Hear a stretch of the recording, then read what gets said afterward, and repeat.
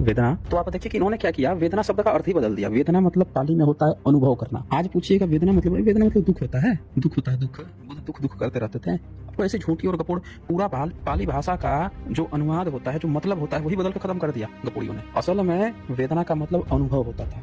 बताइए, एक कपूरी जो है दल्लन टॉप्स में काम करता था, वहां से निकल के कोई फिंच नाम की ट्यूब खोल दिया और उसमें अब एक वीडियो बनाया और उसमें प्रचार कर रहा है कि तारानाथ जी ने कहा था कि 2 भिक्षुओं ने नालंदा विश्वविद्यालय जला दिया। अब ध्यान दीजिएगा, अभी मुसहर लोगों पे उसने एक वीडियो बनाई थी तो खूब चला था। सब लोग सोचे कि अच्छा देखो देखो ब्राह्मण है तो क्या हुआ, हम बहुजनों की बात रख रहा है, हम बहुजनों की बात रख रहा है। लेकिन अभी जो वीडियो उसने ले आया उसमें फिर से उसने अपना वो चेहरा दिखाई दिया। तथाकथित क्यों लोग ब्रह्मनिज्म पे बिलीव नहीं करते, सीधे बोल रहा है कि बख्तियार खिलजी या नालंदा जला दिया। और दो उसने प्रोफेसर छांट के लेके आया, अपनी पता नहीं उसकी जाति के हैं, किसकी जाति के हैं, कहाँ से लेके आया।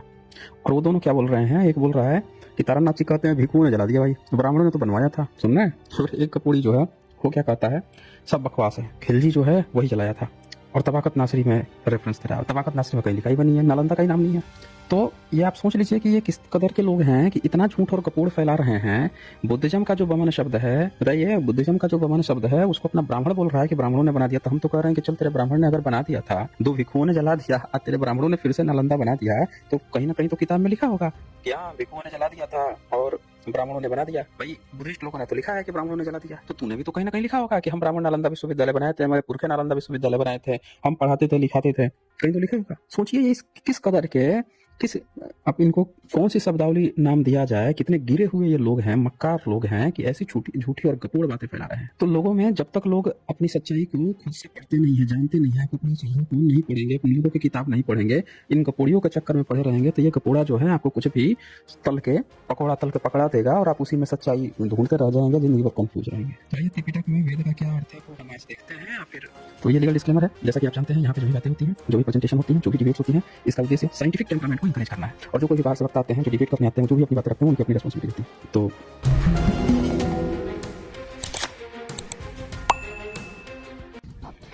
नमस्कार दोस्तों, स्वागत है आप सभी का रैशनल डिबेट पे। दोस्तों, आज हम चर्चा करने वाले हैं त्रिपिटक में वेद का सही मतलब क्या है। आमतौर पे आप सबको बताया गया है कि देखो, वेदों का तो कोई सबूत नहीं है, कोई पुरातात्विक सबूत नहीं है, किसी भी तरह का कोई सबूत न जमीन के ऊपर मिल रहा है न जमीन के नीचे मिल रहा है, तथागत के समय में या उनसे पहले। तो त्रिपिटक के किताबों में जो वेद शब्द आया है उसी को इनका तथाकथित आज का जो गपोड़ लीला है उस वो वाला वेद मान लो। ऋग्वेद, यजुर्वेद, सामवेद, अथर्ववेद, भले ही ये नाम उसमें नहीं लिखा हुआ है, लेकिन चुपचाप मान लो। और फिर वहाँ पे ये भी मान लो साथ में कि ब्राह्मणों ने बैठ के वेद लिखा था, फिर कोई वैदिक काल था। तो आज हमने स्पेशल इस पे ओपन डिबेट इन्विटेशन भी रखा हुआ है। थोड़ी सी हम चर्चा भी करेंगे कि त्रिपिटक में वेद का एक्चुअल मतलब क्या है। तो जिनको भी ऐसा लगता है कि त्रिपिटक में जो वेद है उसका मतलब ब्राह्मणों का ऋग्वेद, यजुर्वेद, सामवेद, अथर्ववेद है, उनको खुला डिबेट इनविटेशन है, आज जुड़ जाएं। तमाम वेद त्रिपिटक में इन्होंने खूब गाना गाया कि देखो वेद शब्द आ गया, ये शब्द आ गया, वो शब्द आ गया। तो ऐसा करते हैं हम लोग कि देखते हैं कि जो किताबें जो लिखी गई हैं उन लोगों ने त्रिपिटक में क्या बताया है, क्या चीज़ है। तो एक बड़ी फेमस किताब है जिसका मैंने आप लोगों को हमेशा से कहा है कि उस किताब का एक एक वर्ड जो है उसको पढ़ डालिए, एक एक शब्द उसके बड़े इंपॉर्टेंट हैं। और ये किताब, उसका नया वर्जन भी आया, जिनके पास पुराना वर्जन था उन लोगों के पास नया वर्जन भी, जिन्होंने बाद में खरीदा विस्तारित स्वरूप में, वैदिक युग का घालमेल, लेखक राजीव पटेल जी। इसको किताब को आप पढ़ेंगे, ये कवर आप देख पा रहे हैं, ये जो कवर है, इस कवर में ही बहुत कुछ बातें लिखी हुई हैं। इस कवर में इतना खूबसूरती से इस कवर को दिखाते हैं। इस कवर को अगर कोई ध्यान से देखेगा तो कवर पेज में ये दिखाया जा रहा है कि सबसे ऊपर ये पाषाण काल वगैरह है, पत्थर का जब युग था। उसके बाद से सिंधु घाटी सभ्यता का युग दिखाया जा रहा है, ये सिंधु घाटी सभ्यता का युग है। उसके बाद से ये ब्लैक दिखाते हैं, पूरा ब्लैक है, इसमें कुछ भी नहीं है, कोई सबूत नहीं है। मतलब हर एक चीज का सबूत होता है ना, ये पाषाण काल का सबूत मिल रहा है, पत्थर के हथियार औजार मिल रहे हैं, जिससे पता चल रहा है कि उस समय कोई इंसान वगैरह था, उसकी ये सभ्यता थी। सिंधु घाटी सभ्यता की भी ये सारी चीजें मिल रही हैं। इससे ही पता चल रहा है कि इस समय कोई सभ्यता थी जिसमें इस तरह की कुछ तो चल रहा था। फिर इसके बाद से नीचे आप देखें, ये बुद्धिज्म का आपको दिख रहा है कि यहाँ पे भी कोई सभ्यता थी और यहाँ पे सारी चीजें कुछ न कुछ चल रही थी। ये बीच में जहाँ पे वैदिक युग घालमेल इन्होंने लिखा है, यहाँ पे इन्होंने किताब 4 दिखा दिया है। ऋग्वेद, यजुर्वेद, सामवेद, अथर्ववेद। कि भाई देखो, ये जो बीच वाला जो पोर्शन है जिसमें हमको बताया जा रहा है वैदिक काल है, यहाँ पे ना तो घर था, ना द्वार था, ना कोई राजा था, ना सिक्का था, सिर्फ 4 किताब थी भाई साहब। हाँ, बल कागज की खोज हुई थी कि नहीं थी, छपाई खाना था कि नहीं था, लोग लिखते थे, पढ़ते थे कि नहीं थे, लिपि भाषा मिला कि नहीं मिला उसका कुछ कोई मतलब नहीं है, ना कोई पुरातत्व प्रमाण है। बस हम सबको क्या करना है, आँख मूंद के मान लेना है कि 4 किताब थी भाई साहब, और वो जो किताब में लिखा हुआ गपोड़ है, वही उस समय चल रहा था। समझ रहे हैं? तो बड़े खूबसूरत से इन्होंने कवर पेज बनाया है, बड़ा दिमाग लगा के इसको बनाया गया है कि देखिए कैसे घालमेल यहाँ पे फेंटा गया है।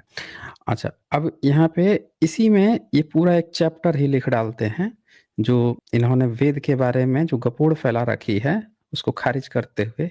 देखिए, वेद अर्थ का घालमेल। अक्सर हाँ, ये जब भी बातें करते हैं ये लोग, तो यही बात आती है कि वेद जो है ना, त्रिपिटक में, वो हमारा वेद है भाई, ब्राह्मणों का वेद है, ये प्रचार करते हैं ये लोग। तो उस पर इन्होंने पूरा बड़े ढंग से कि बुद्धिज्म में दरअसल वेद का क्या मतलब होता है। बहुत सारे बहुजन लोग हैं जो नहीं जानते हैं कि बुद्धिज्म में वेद का मतलब क्या होता है, वो भी घबरा जाते हैं, और ये वेद शब्द कहाँ से आ गया, ब्राह्मण शब्द कहाँ से आ गया। तो घबराने की जरूरत नहीं है, आपको पहले ये बात को समझिए कि एक्चुअल में वेद का क्या मतलब होता है त्रिपिटक में, बुद्धिज्म में। आप नहीं जानते हैं तो कोई भी आके, अगर पहले से जान रहे होते या कोई आता तो आप दौड़ा देते उसको। जूतल खेत में भोंथड़ गणासी लेकर दौड़ा देते, बे तुम समझाएगा हमको, हमारे ही शब्द चुरा के, क्या मतलब है इसका। आप नहीं जानते हैं तो वो आके पकड़ा देता है, अब आप ब्राह्मण ब्राह्मण वेद वेद घूमते रहते हैं, अरे उसका शब्द कैसे आ गया। वही जानते रहते हैं तक ना किसी इतिहासकार की चूंचा होती, और जैसे कुछ लिखता तुरंत सारे बहुजन लोग खड़े हो जाते, बे क्या कपड़ फैला रहा है, बे हमारे शब्द को हमको बता रहा है तुम।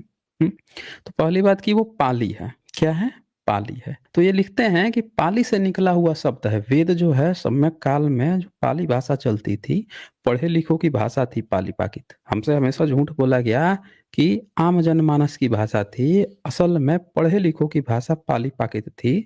आम जनमानस की भाषा तो क्षेत्रीय होती है, अपने अपने क्षेत्र में अपने अपने हिसाब से लोग बोलते हैं। पाली पाकित पढ़े लिखों की भाषा थी, इसीलिए सम्राट अशोक पढ़े लिखों के लिए ही पाली पाकित में लिखवाए थे कि जो पढ़ा लिखा व्यक्ति है वो पढ़ पाएगा उसको। लेकिन हमसे क्या झूठ बुलाया गया, पढ़े लिखों की भाषा संस्कृत थी। अबे कपोड़ियों, पढ़े लिखों की भाषा संस्कृत होती ना तो संस्कृत में इंस्क्रिप्शन लिखवाए जाते हैं, क्योंकि पढ़ा लिखा ही ना पढ़ता, अनपढ़ आदमी थोड़े पढ़ लेगा। लिखने का मतलब ही यही होता है कि जो भी लोग पढ़े लिखे लोग हैं वो उस चीज को पढ़ पाए। जो अनपढ़ है उसके लिए तो वैसे ही वो क्या लिखा हुआ है कोई मतलब ही नहीं, कोई सी भी भाषा लिपि में लिखवा दो। तो लिखवाया उसी भाषा में जाता है जो पढ़े लिखे लोगों की भाषा होती है, ताकि पढ़े लिखे लोग पढ़ के समझ सकें कि सम्राट हमसे क्या चाहते हैं। समझ गए बात को क्लियर। लेकिन हम क्वेश्चन हमको उठाने की आदत नहीं थी, हमको तो शूद्र बना दिया कि भाई तुम लोग शूद्र हो, तुमको तो मुंह ही नहीं खोलना है। तो ये गपोड़ा जो है, जो कोई भी गपोड़ा बन जाता है, हम इसको कहते हैं अच्छा ये प्रोफेसर साहब है, विद्वान है, इतिहासकार है, और वो गपोड़िया जो मन करे वही हक देता है, उसका हगा हुआ हम इतिहास समझ लेते हैं। इसीलिए इतिहास को इतिहास की तरह समझना जरूरी है। अब यहाँ पे वो कहते हैं कि समय काल में वेद शब्द का प्रयोग विशेषण के तौर पे होता था, विशेषण के तौर पे, ये भी नहीं है कि कोई संज्ञा था, विशेषण था वो। फिर वो बोलते हैं कि इसमें जो है 5 इंद्रियां होती हैं, और ये 5 इंद्रियां जो चीज अनुभव करती हैं, स्पर्श करती हैं, उसी को वेद कहा जाता था। मसलन जैसे एग्जाम्पल के लिए वो बताते हैं कि अगर आज के समय में जो वेदना शब्द है, वेदना, तो आप देखिए कि इन्होंने क्या किया, वेदना शब्द का अर्थ ही बदल दिया। वेदना मतलब पाली में होता है अनुभव करना। आज पूछिएगा वेदना मतलब दुख होता है, दुख होता है, दुख, बुध दुख दुख करते रहते थे। आपको ऐसी झूठी और गपोड़ पूरा पाली भाषा का जो अनुवाद होता है, जो मतलब होता है, वही बदल के खत्म कर दिया गपोड़ियों ने। असल में वेदना का मतलब अनुभव होता था। किस चीज का अनुभव, आप किस चीज का अनुभव करते हैं। मान लेते हैं कि आपके पास आंख है, हाथ है, आप जाइएगा और कोई गर्म चीज है, हाथ रखिएगा, हाथ जल जाएगा। अनुभव हुआ ना, स्पर्श का अनुभव, कि भाई गर्म है, अगली बार से हम जब छुएंगे तो वो भाई हाथ जला देगा। तो ये जो अनुभव होता है, ये हम सबको समझने की जरूरत है। इसी तरह से हर एक व्यक्ति अपने अनुभव से सीखता है। एक छोटा बच्चा जो है, वो आप देखेंगे बेड पर बैठा रहेगा और गिर जाएगा नीचे, जब 2 बार गिरेगा, 3 बार गिरेगा, 4 बार गिरेगा, उसके बाद से धीरे-धीरे उसको अनुभव होने लगता है कि अगर मैं आगे इधर गया ना तो मैं गिर जाऊँगा। समझ रहे ना? तो बार-बार लोग अपने अनुभव से सीखते हैं। तो ये अनुभव को इसका यही चीज़ पाली में वेदना मतलब अनुभव होता था। तो गपोड़ियों ने वेदना मतलब दुःख बता दिया, भैया ये तो दुःख है, दुःख है। तो वही बोलते हैं कि हमारे शरीर में जो जैसे स्पर्श है, जैसे आँख है, तो आँख से रूप का स्पर्श हुआ, कान से शब्द का स्पर्श हुआ, शब्द जो हैं आपके कानों के पर्दों में पड़ते हैं, स्पर्श करते हैं, उसका स्पर्श हुआ, नाक से गंध का स्पर्श हुआ, जीभ से रस का स्पर्श हुआ और त्वचा का स्पष्टों का स्पर्श को वेदना कहते हैं। आज की डेट में वेदना को कहते हैं ये सब संवेदना, और वेदना का मतलब बना दिए हैं दुःख। मतलब पाली भाषा के शब्दों को नेगेटिव बनाना ब्राह्मणों ने बड़ी धूर्तता से, चालाकीपूर्ण रूप से किया है, ताकि एग्जैक्ट मीनिंग लोग पाली का ना समझ सके। देखिए कितना मेहनत किया है ब्रह्मनिज्म ने, पूरा मेहनत किया है कि बुद्धिज्म की सभ्यता को, उसके शब्दों को किस तरह से खात्मा कर दिया जाए, इंसानों के दिलो-दिमाग से खत्म कर दिया जाए, उसका गलत अर्थ निकाला जाए, गलत मतलब निकाला जाए। तभी आप देखेंगे त्रिपिटक का कोई भी व्यक्ति पढ़ता है गलत मीनिंग निकालने लगता है। क्यों? क्योंकि उसकी शब्दावलियाँ उल्टी हो गई हैं, उसको उल्टा समझ में आता है, जबकि उसका मतलब क्या होता है? ठीक उल्टा है। ये जो आज के ब्राह्मण जितना जो सोच रहे हैं उनसे ठीक उल्टा है। तो ये कहते हैं, अब वो बताते हैं कि पाली कच्चायान जो है उसमें वेद का निर्माण विद धातु से हुआ है। डिक्शनरी है कच्चायान की, तो उसमें विद धातु से वेद का निर्माण हुआ है। किसी न किसी धातु से शब्दों का निर्माण होता है, तो विद धातु का इस्तेमाल किया गया है वेद के लिए। अच्छा, अब वो बोलते हैं कि इसी विद धातु से, मतलब बुद्धिज्म में बहुत सारे शब्द इस्तेमाल हुए हैं। ऐसा नहीं है कि एक ही शब्द है। पाली में अगर आप देखोगे तो विद धातु से वेद, वेदना, विद्या, वेदज्ञु, वेदितम, वेदितं, वेदयामी, वेदयमानो, तमाम तरह के शब्द इस्तेमाल हुए हैं। और भाषा विज्ञान पे जो लोग भी, जिनको जानकारी है भाषा विज्ञान की, उन सबको ये बात पता होगा कि अगर एक शब्द से, अगर वो वहाँ का नेटिव शब्द है, मूल शब्द है, तो उससे कई सारे शब्दों का निर्माण होता है। जैसे ब्राह्मणों के जो आजकल ये ऋग्वेद लिख रखे हैं उनमें स्तूप बाहरी शब्द है, तो स्तूप का ज्यादा शब्द नहीं मिलेगा। 4 जगह स्तूप मिलेगा, लेकिन स्तूप से रिलेटेड शब्द उनके यहाँ ज्यादा नहीं मिलेगा, क्योंकि उनके लिए वो बाहरी शब्द है। लेकिन वहीं पे आप ये यहाँ पे आप देख पा रहे हैं कि पाली का शब्द है विद, तो इससे रिलेटेड ढेर सारे शब्द मिलते हैं पाली में। वेद, वेदना, वेदज्ञु, वेदितं, वेदयामी, वेदयमानो, इस तरह के तमाम शब्द मिल रहे हैं, क्योंकि यहाँ का मूल शब्द है, पाली का शब्द है, कोई बाहरी शब्द नहीं है। क्लियर हुआ? आगे बढ़ते हैं। अब वो कहते हैं कि तथागत बुद्ध जो हैं उनको कैसे ज्ञान प्राप्त हुआ था। ये भी बड़ा लोगों को आश्चर्य होता है कि पेड़ के नीचे बैठने से कैसे ज्ञान मिल गया। बड़ा आश्चर्य में आ जाते हैं सब। अरे उनको ज्ञान की प्राप्ति कैसे हुई, कैसे ज्ञान मिल गया? इनसे पूछेगा तुम गपोड़ियों को कैसे ज्ञान मिला था बे? तुम लोग जो काल्पनिक कथा सुनाते हो कि तुम वेद रच दिए, तुम रामायण रच दिए, महाभारत, कहाँ से ज्ञान मिल गया था भाई तुम्हें? तो हवा देखने लगेगा, कभी पतली गली देखेगा किधर से भागना किधर से है। अबे तुम भी तो बताओ ना तुमको कहाँ से ज्ञान मिला था? तो अपना नहीं बताएगा, क्योंकि इनको तो ज्ञान मिला ही नहीं था। ये तो कॉपी पेस्ट बने हैं, इनका काम तो कॉपी पेस्ट है, दूसरे किसी से उठा के बदल के लिख दो। अब जैसे इनको इनको यही पता है जिंदगी भर कि दूसरे जगह से कॉपी पेस्ट मार लो भैया। चोरी के सामान चोरी करना है तो हमको कहाँ से पता चलेगा कि ओरिजिनल कौन मूल रूप से लेके आता है? इसीलिए ये सवाल करते हैं। तो हम आज आपको बता देते हैं कि तथागत को ज्ञान की प्राप्ति कैसे हुई थी। तो दरअसल कोई भी बुद्ध हुए हैं, चाहे वो 28वें बुद्ध हो या उनसे पहले के बुद्ध हो, जो उनकी अनुभूति थी, उनकी जो वेदना थी, उसके दम पर ही उन्होंने ये ज्ञान प्राप्त किया। और ये अनुभूति किस तरह से थी? अभी एग्जाम्पल से मैंने बताया, कानों के स्पर्श से, या नाक का जो स्पर्श है गंध के लिए, या त्वचा का स्पर्श है, मतलब ये जितने भी स्पर्श के प्रकार हैं, ये आंखों का जो रूप का स्पर्श है, ये सारी चीजों को कंसिडर करते हुए, और इनसे जो अनुभव मिलता है, अनुभूति जो आपको होती है, ये सारी अनुभूतियों का आप 3 तरीका निकालते हैं। उसमें भी एक तो है चिंतन मार्ग है, चिंतन करते हैं उन सारे चीजों पे। ये जितना भी आपको अनुभव मिला इसका आप चिंतन करते हैं। चिंतन करने के बाद से आप क्या करते हैं, उसका अनुभव आप उसको चेक करते हैं कि भाई साहब ये सही है कि नहीं है, अपना ओवरऑल जो कंक्लूजन है वो निकालते हैं। तो ये अनुभूति जो है तथागत बोधि वृक्ष के नीचे बैठे थे, उन्होंने जितने भी पूरी जिंदगी में जितने अनुभव किए थे, उनके जो प्रश्न थे, अपने उन अनुभवों के आधार पर चिंतन मनन कर रहे थे, उसके आधार पे वो उसकी अनुभूति कर रहे थे, तब जाके वो उन प्रश्नों का हल खोज निकालते हैं। समझ रहे हैं? उसी में आता है श्रुत ज्ञान। श्रुत ज्ञान मतलब आपने कहीं से सुना है, किसी चीज का आप सवाल खोज रहे हैं, जवाब खोज रहे हैं, तो आप किसी भी व्यक्ति से मिलेंगे तो 50 लोग आपको मिल जाएंगे, वो भी आपको कुछ ज्ञान दे रहे होंगे। समझ रहे हैं? एक बार गांव में एक लड़का साइकिल का जो उसका टायर था ना, उसके ऊपर जिसमें से हवा भरी जाती है पिन, उसमें कुछ मिट्टी वगैरह भर गई थी। अब वो क्या किया, चक्के को नीचे कर दिया और खोद रहा था तो उसकी वो मिट्टी उसमें से निकल नहीं रही थी। तो उधर से एक व्यक्ति थे जो बिल्कुल अनपढ़ थे, लोग बिल्कुल अनपढ़ समझते थे। वो क्या बोलता है उस लड़के से कि वो जो चक्का है ना उसको ऊपर कर दो। देखिए ग्रेविटी का नियम उसको पता है, लोग उसको अनपढ़ समझ रहे हैं उस व्यक्ति को, लेकिन ग्रेविटी का नियम पता है उसको। उसने कहा उस साइकिल के चक्के को ना ऊपर कर दो, अब खोदो। अब उसने क्या किया, साइकिल के चक्के को ऊपर क्या खोदा, तो देखा कि अब जो जैसे मिट्टी पे वो लगा, उसका पिन लगा, वो मिट्टी थी ग्रेविटी का इस्तेमाल करते हुए ठीक नीचे गिर गई। मतलब यहाँ पे क्या है, क्या वो अनपढ़ व्यक्ति इसका गुरु था, क्या क्या बन गया? नहीं। यहाँ पे क्या है कि हर एक व्यक्ति से आप सीखते हैं, हर एक व्यक्ति के पास अपना अनुभव होता है। दुनिया का एक मानक नजरिया है कि ये वाला क्राइटेरिया फुलफिल कर रहा है, भैया स्कूल में गया है कि नहीं गया है, डिग्री लिया है कि नहीं लिया है, तभी हम इसको समझेंगे कि ये पढ़ा लिखा व्यक्ति है और ये व्यक्ति जो है ज्ञानी है। नहीं, आप अनुभव से सीखते हैं, आपने कितना अनुभव लिया है, कितनी गहराई में लिए हैं।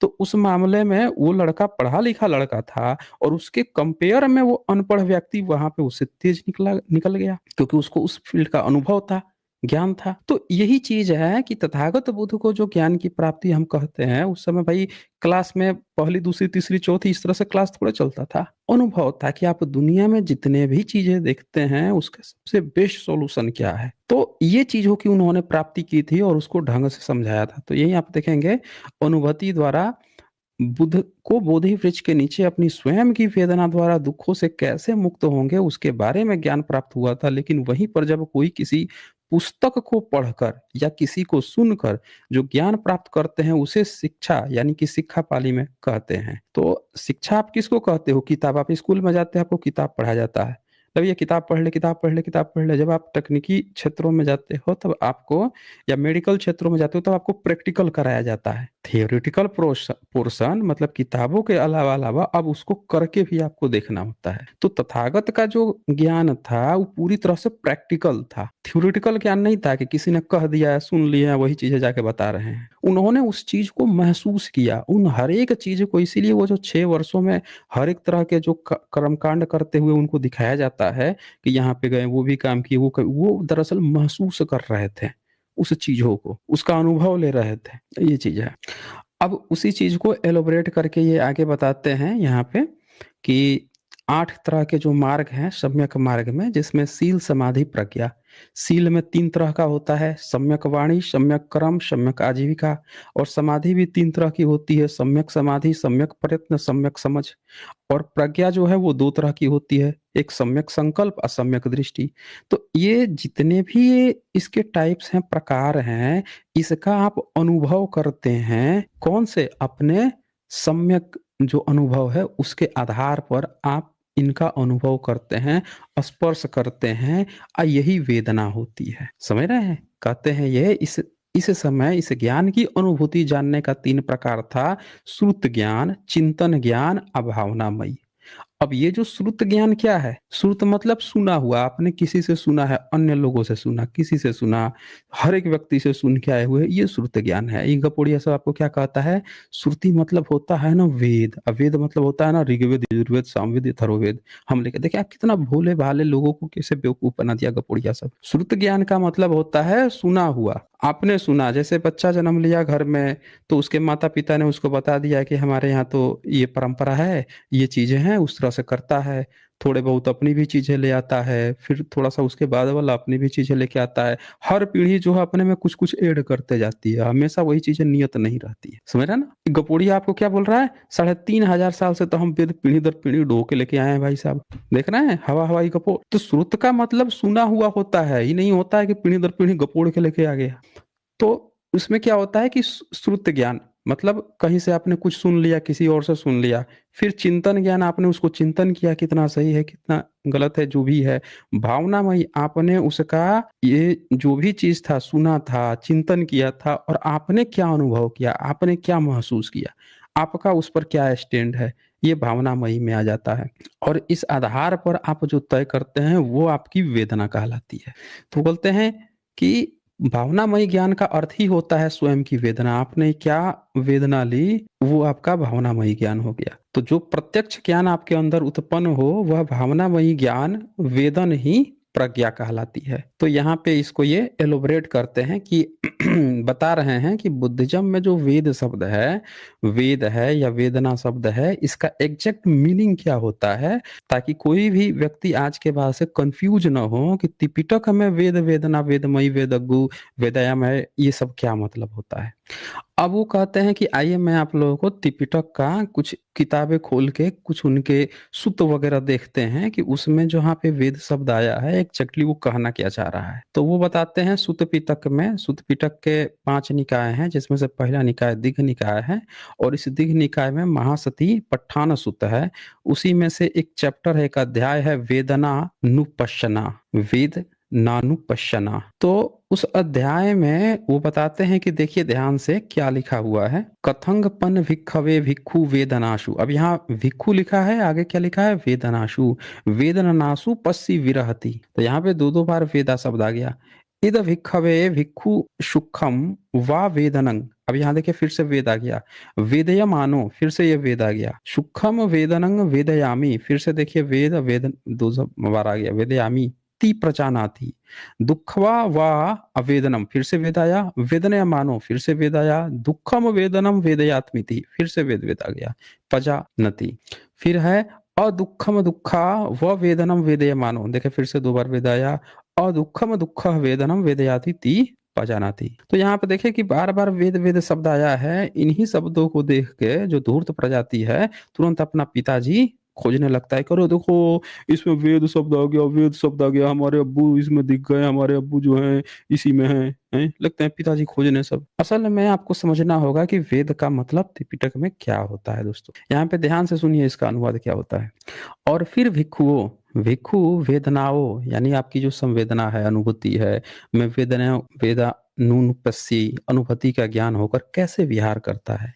यहाँ भिक्षुओं, भिक्षु सुखद वेदना का अनुभव करता है, भिक्षु वेदना का अनुभव करता है। बताइए कि अगर ये वेद जो है इनके पिताजी हैं, ऋग्वेद यजुर्वेद सामवेद अथर्ववेद हैं, तो भिक्षु काहे अनुभव कर रहा है भाई। तुम्हारे अब्बू लोग कहाँ चले गए कि भिक्षु पाली में अनुभव कर रहा है तुम्हारे वेद का। फिर कहते हैं कि उसी प्रकार जानता है मैं सुखद वेदना, सुख की अनुभूति का अनुभव कर रहा हूँ।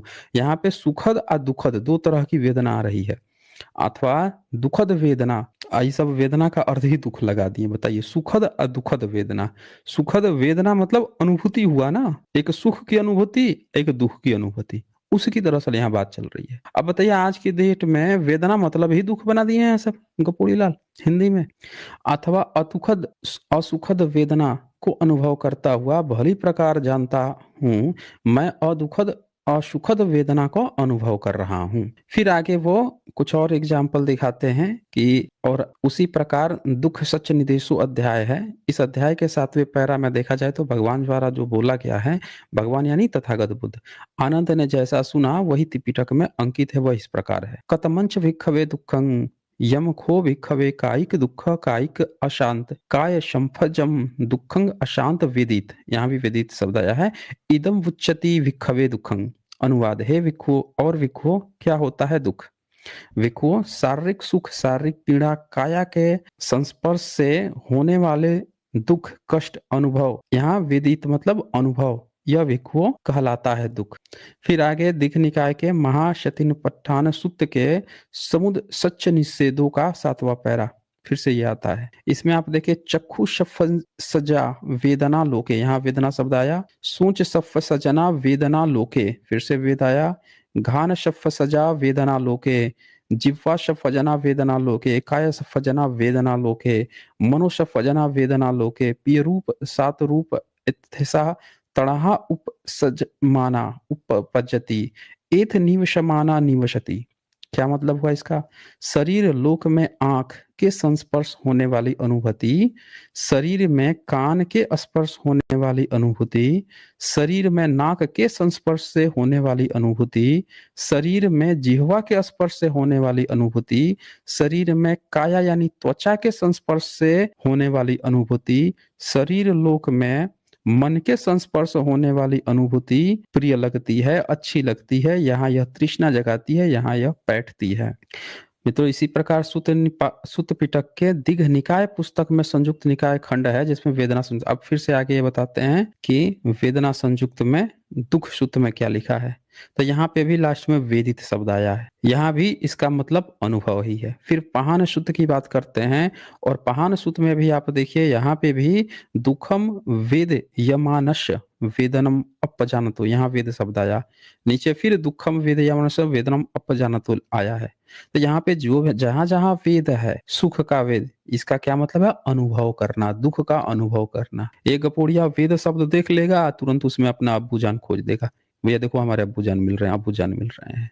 फिर इसी तरह से आप आगे जाते हैं, उसी प्रकार दिघ निकाय का अंगूतर निकाय है जिसका चतुक्कप निपातो वर्ग के 5वां वर्ग वक्कार सुत है, उसके 5वें खंड को देखा जाए तो वहां पे यो वेदी शब्द आता है। यहाँ पे भी फिर से वेदी शब्द आया। हितम देव मनुष्यानम, यहाँ भी आप देव मनुष्य आया है। तो यहाँ देव मनुष्य का मतलब अनुवाद में देवता लोग कर देते हैं। अब ये देव और मनुष्य, अब कोई ये देख लीजिए, यहाँ पे शब्द क्या है? मनु शब्द है। देव और मनु, यहाँ सा मनुष्य शब्द है।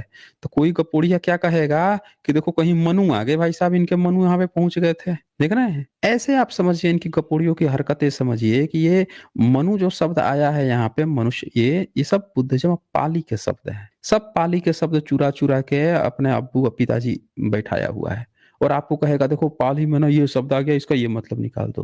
और जब इससे कहा जाएगा कि तुम्हारे वेद में तो स्तूप शब्द आया है, बुद्ध शब्द आया है, तो पिपियाने लगेगा, पे पे पे लगेगा, रोने रो देगा, मतलब एकदम वहीं पे। तो यहाँ पे आप देख सकते हैं कि ये तमाम तरह के उन सारी चीजों को दिखाते हैं कि देखिए भाई, कहीं पे भी जहाँ पे, फिर वो एक एग्जाम्पल देते हैं कि त्रिपिटक का एक किताब मतलब कई सारे त्रिपिटक में, अलग अलग देशों के त्रिपिटक में कई सारी अलग अलग किताबें जोड़ ली गई हैं। तो मिलिंद पन्हो का एग्जाम्पल देते हैं कि मिलिंद पन्हो जो है अभी वो तो त्रिपिटक में एक्चुअल में शामिल नहीं है, लेकिन बहुत सारे लोग उसको, कई सारे देश उसको त्रिपिटक में शामिल करते हैं, क्योंकि मिलिंद पन्हो तो पहली सदी की किताब है, तथागत से 400 साल बाद की है, लेकिन उसका जो कंटेंट है वो कंटेंट इतना लोगों को बेहतर लगता है कि उस कंटेंट को भी त्रिपिटक में शामिल कर लिया जाता है। और मैंने आपको बताया है कि त्रिपिटक में सारे वचन बुद्ध वचन नहीं है, अलग अलग समय के डिबेट्स हुए हैं, अलग अलग भिक्षुओं ने क्या चीजें बातें की हैं। जैसे मिलिंद पन्ह जो है, इसको भी ये भंते नागसेन जो थे, उनकी डिबेट जो हुई थी, एक ग्रीक राजा था मिनांडर, उससे, और फिर वो अपने सैनिकों के साथ पूरी तरह से बुद्धिज्म स्वीकार कर लिया था। तो उस डिबेट को कंपाइल करके लिखा गया था, और वो लोगों को ऑथेंटिक लगती है तो उसको भी त्रिपिटक में शामिल कर लिया था। तो उसमें भी देते हैं, ये शब्द आया है यहाँ पे, देखिए, जिसमें पेटी संदहन उग्गल वेदियानी पन्हों में लिखा है, यहाँ पे भी वेदियानी, वेद शब्द जो है इस्तेमाल किया गया है, लेकिन उसका भी मतलब यहाँ पे अनुभव ही है। ये देखिए, राजा आह भंते नागसेन यो न पट्टी सहंती वेदती सो किंची दुखम वेदने तिदथेरो आह किंची वेदती किंची न वेदती ती की वेदती कीनम वेदती थी। अब ये कहेगा कि भाई भंते नेक्सन ना वेद वाले थे भाई साहब, वो डिबेट कर रहे थे वेद पे। अबे गपोड़ियो, गपोड़ के पुजलो, ये वेद अनुभव होता है बुद्धिज्म में, इसका मतलब अनुभव है। वह क्या कोई वेदना अनुभव करता है? अस्तवीर बोले, कुछ को अनुभव करता है, कुछ को नहीं करता है। तो यहाँ पे वेद शब्द भी अनुभव के रूप में प्रयोग हुआ है। तो ये तमाम तरह के एग्जाम्पल देते हैं कि लोग ये बात समझ नहीं पाते हैं। आप देख सकते हैं इसमें बार-बार ये वेदगु शब्द भी आया है, सब बुद्धिज़्म के शब्द हैं। फिर वो यहाँ पे सुत्त पिटक का संयुक्त निकाय फिर एग्ज़ाम्पल देते हैं, बुद्ध वंदना का एग्ज़ाम्पल देते हैं, इतपीसो भगवा अर्हतं सम्मा संबुद्धो विद्याचरण संपन्नो सुगतो लोकविद्दु। यहाँ देखिए विद्या जो शब्द आया है, यही विद्या जो है विद्या बन जाती है, यही विद्या का ये ते विद्या को ये लोग 3 वेद लगते हैं अनुवाद करने। विद्या मतलब विद्या होती है, लोकविदु, यहाँ लोकविदु शब्द आया है। देव मनुष्य बुद्धो भगवती, यहाँ भी भगवती शब्द जो है, भगवत शब्द जो है, भगवा भगवत सब बुद्धिज्म का शब्द है, आप देख सकते हैं। फिर ये आगे विदु शब्द है, विदु का अर्थ ज्ञाता होता है। और ये श्वाखातो भगवता धम्मो शदिन, तो ये बुद्ध वंदना में आगे ये बताते हैं, इसमें भी वेदितब्बो, यहाँ पे भी वेदितब्बो शब्द जो आया है, ये भी अनुभव के समझदार व्यक्ति, जानकार व्यक्ति, उस तरह से प्रयोग किया गया है। तो वेद जो है शब्द बुद्धिज्म में देखिए, यहाँ पर भी विद धातु से वेदी शब्द का निर्माण हुआ है, जिस वेदी का अर्थ समझदार, जानकार, ज्ञानी से है। तो पाली शब्द है वेद, एकदम दिमाग में कंठस्थ कर लीजिए, पाली का शब्द है। फिर आगे वो सम्राट अशोक का भी एक एग्जाम्पल देते हैं, कहते हैं सम्राट अशोक का एक इंस्क्रिप्शन है वैराट का, वो डुंगरी पहाड़ी पर था, विजक डुंगरी पहाड़ी, विराटनगर। तो वहां पे कैप्टन बर्ट गए थे वहां पहाड़ी पर। तो उन्होंने वहां पे गए तो रहने के लिए अपना बाबरू वहां पे शिविर लगाए थे, बाबरू जगह पे शिविर लगाए थे। तो उनको पता चला कि डुगरी पहाड़ी पर तो कोई एक बहुत पुराने राजा का कुछ लिखा हुआ है, जिसको कोई पढ़ ही नहीं पाता है। गए वो देखें उसको, तो उसको कटवाए। देखे अंग्रेज थे, बाकी किसी को चिंता नहीं थी। अरे मर जाए, खप जाए, बारिश हो, तूफान आए, सड़ गल के खत्म, किसी को किसी चिंता नहीं। आज सब बाप बनाने पर तुले हुए हैं। तो वो अंग्रेज व्यक्ति जो है, उसको पता चला कि अच्छा, भारत में किसी पुराने राजा ने लिखवाया हुआ है। गया बंदा, कहा ये तो ऐसे खुली जगह पे है, कोई इसको गड़बड़ कर सकता है। तो उसको उसने बड़े सलीके से कटवाया, उस पत्थर को जितना दूर पर लिखावट थी, और उसको उठवा के ले जाके कलकत्ता संग्रहालय में रखवाया, ताकि वो सुरक्षित हो जाए। इतनी खुली जगह पे ऐसे सम्राट अशोक का, आप सोचिए कि किस तरह से बुद्धिज्म की, जो भारत के बुद्धिस्ट लोगों की, बुद्धिस्ट राजाओं की जो संपत्ति थी, पुरातत्व था, कितनी अनदेखी करते थे भारत में। एक पुड़िया जो ज्ञानवान बने घूम रहे हैं, सब बाप बनाए घूम रहे हैं, उस इतनी अनदेखी करते थे। अंग्रेज को सोचिए, वो अंग्रेज था, उसको ऐसे यार इतनी पुरानी चीज, इतनी इसकी कदर नहीं है, वो कटवा के संग्रहालय में रखवाता है। सोचिए अंग्रेज नहीं आते भारत में, तो भारत में बुद्ध का इतिहास, हम अपने पुरखों का इतिहास तक नहीं जान पाते भाई साहब। वो आए थे भले ही लूटपाट करने के लिए, लेकिन उनके जो विशेषज्ञ लोग थे, उसके जो लोग वो थे ज्ञानी, पढ़ने लिखने जो भी थे सब, उन सबको इतिहास से प्रेम था। इतिहास खोज खोज के भी बता के भैया तुम्हारा ये है, ये तो ब्राह्मण झूठ बोल रहा है, कुछ गपोढ़ी का था अपनी सुनाया जा रहा है। तो फिर कैप्टन किटोई नाम के जो विद्वान थे अंग्रेज, उन्होंने उसका अनुवाद किया। अनुवाद करके बताया उसमें कि भाई साहब ये तो, इस पर तो ये बुद्धिज्म की 7 किताबों का जिक्र है। और वो कहिए अंग्रेज जो है कटवा के सुरक्षित कलकत्ता संग्रहालय में रखवा दिया, नहीं तो भाई साहब वो जो जगह थी उसको तो ये सब खत्म कर देते हैं। क्योंकि वो पूरी दुनिया का सबसे ऐसा पुराना शिलालेख है जिसमें त्रिपिटक के 7 किताबों का जिक्र है तो सम्राट अशोक का ही, ईसा से 250-300 साल पहले का, लेकिन उसमें 7 किताबों का जिक्र है, जो कि पूरी दुनिया के इतिहास में अभी तक कोई ऐसा शिलालेख नहीं मिला जहां पे उनके धर्म ग्रंथों की कोई चर्चा कर रहा हो। और वो ऐसा शिलालेख था जिसमें सम्राट अशोक की सारी बातें लिखी हुई थी, आमी बुद्धसी धम्मसी संघसी, सारी चीजें उसमें बड़े डिटेल से, बुद्ध को भागवत कहा था उन्होंने। तो ये इतना गजब का सबूत था कि वैसे खुले जगह पर पड़ा हुआ था, खत्म ही कर देते सब। जैसे ही ब्रह्मनिज्म को पता चलता तो कैसे ही कितने शिलालेख तोड़ ताड़ के खत्म कर दे, उसको भी कहिए अंग्रेज उसको कटवा के ले जाके सुरक्षित कर दिया। तो वो जो इंस्क्रिप्शन था, उस इंस्क्रिप्शन को यहाँ दिखाते हैं, देखिए ऊपर वाला इंस्क्रिप्शन है, ये इंस्क्रिप्शन है, इसी को सुरक्षित करवाए थे। तो उसमें वो शब्द मिलता है, विधिवतेवे भंते आवक आवतंके धम्मा बुद्धसी धम्मसी संघसी। देख रहे हैं, बुद्ध धम्म और संघ की जो बात आती है ना, धम्म की लिखा हुआ इसमें, तिगलवे च पास दे च एके चिभते। 7 ग्रंथों की इसमें चर्चा करते हैं। इन ग्रंथों का उल्लेख अभिलेख की चौथी पंक्ति के अंत में विनय समुकस, 5वीं पंक्ति का प्रारंभ में अलियवशाणी, अनागत भयानी, मुनि गाथा, मोने असूते, उपतिस पशीने एचा, लागुलो वादे मुष्यावादं अधिगिच भगवता बुधेन भाषिते। तो भगवान बुद्ध के जो भाषिते, जो उनके वचन थे, वो 7 किताबों में ये जो जिक्र है वो इंस्क्रिप्शन जिक्र करता है उन 7 किताबों का। इसका मतलब कि सम्राट अशोक के समय में कम से कम 7 किताब तो जरूर थी जिसमें बुद्ध की गाथा लिखी हुई थी, और उन 7 गाथाओं का, उन किताबों का नाम सम्राट अशोक अपने इंस्क्रिप्शन में लिखवा डालते हैं। देख रहे हैं आप। और ये गपोड़िया सब हमको क्या बता रहा है कि भाई साहब जहाँ कोई सबूत नहीं है ना, वहाँ पे वेद था वेद था वेद था। हमें गपोड़ियों, तुम लोग की एक भी किताब होती ना तो सम्राट अशोक एक भी किताब का जिक्र किए होते। यहाँ पे बोल देते हैं कि भाई अगर बुद्धिज्म के बमन ही तुम्हारे ब्राह्मण हैं तो बोल देते ना कि देखो ये तथागत की ये विचारधारा है और उनकी 7 किताबें हैं, और जो बमन है उनकी ये किताबें हैं, उसका भी जिक्र कर देते। काहे नहीं मिलता है जिक्र? एक भी जिक्र नहीं मिलता है।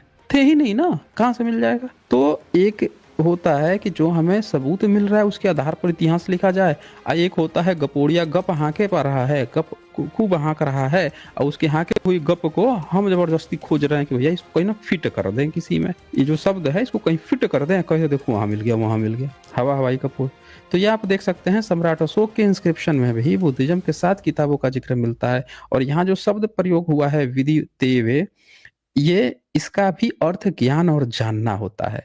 तो ये जो विद धातु है, ये विद धातु का प्रयोग सम्राट अशोक ने किया हुआ है। इससे पता चलता है कि विद धातु उस समय थी, और यही विद धातु से वेद शब्द की उत्पत्ति हुई है, जिसका अर्थ ज्ञान जानना होता है। देखिए यहाँ पे तो लिखते भी हैं, कहने का अर्थ ये है कि आज के धूर्त वर्गों द्वारा एक निश्चित एजेंडा के तहत जो लेखन कराया जा रहा है उसका न तो कोई पुरातात्विक साक्ष्य है, न ही उसके द्वारा प्रयुक्त शब्दों के समुचित अर्थ का कोई स्रोत ही है। ये तो लोग बस जोड़ तोड़ कर कहीं ईंट का और कहीं का रोड़ा भानुमति का कुनबा जोड़ने का काल्पनिक महल खड़ा करने की कोशिश कर रहे हैं, जबकि पाली शब्द का अभिलेख में वेद, विदु, वेदी, वेदयमानो, वेदयति, वेदज्ञु, वेदंग, वेदना जैसे शब्दों का अंबार लगा है, जिसका अर्थ सब जगह अपनी स्वयं की अनुभूति, अनुभव, जानने समझने का है। इस शब्द का अर्थ कहीं पर भी संज्ञा नाम के रूप में प्रयोग नहीं हुआ है। तो ये आप यहाँ पे साफ साफ देख सकते हैं। तो मेरे ख्याल से मैंने आप लोगों को एक लगभग बातें बता दी हैं। बाकी जिसके पास भी ये किताब नहीं है वैदिक युग का घालमेल, वो लोग तो बिल्कुल फर्स्ट प्रायोरिटी पे ये किताब ले ही लीजिए। इसके साथ ही आप चाहें तो ब्रह्म का पुलिंदा भी किताब ले लीजिए। ये 2 किताब तो बहुजनों की जबान पे होना चाहिए। इसके एक एक शब्द को आप पढ़ जाइए, बहुत खूबसूरत किताब है। और ये किताब अगर आपने पढ़ लिया और इस किताब को आपने समझ लिया, ये किताब प्लस ब्रह्म का पुलिंदा, तो मैं बता रहा हूँ कोई माई का लाल जो है, ब्रह्मनिज्म का कोई माई का लाल जो है आपके सामने टिक नहीं पाएगा, चाहे वो कितना भी डिग्री लेकर बैठा हुआ हो इतिहास की। मतलब और नहीं, हम इतिहासकारों की बात कर रहे हैं, कोई इतिहासकार नहीं टिक पाएगा अगर आपने इस पर पकड़ लिया, क्योंकि वो झूठ के पुलिंदों को खड़ा करेगा और यहाँ पे जो है पुरातात्विक प्रमाण के आधार पर आप खाल खींच देंगे उसकी।